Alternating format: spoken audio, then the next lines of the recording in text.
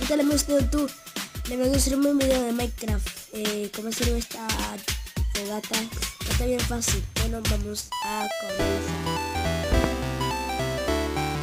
Bueno, para eso necesitaremos bloque de infierno y esta madera.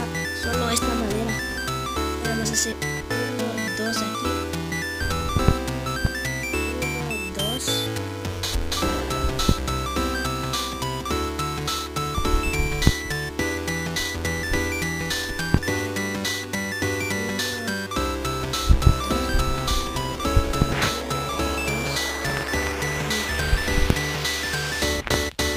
Y rompemos.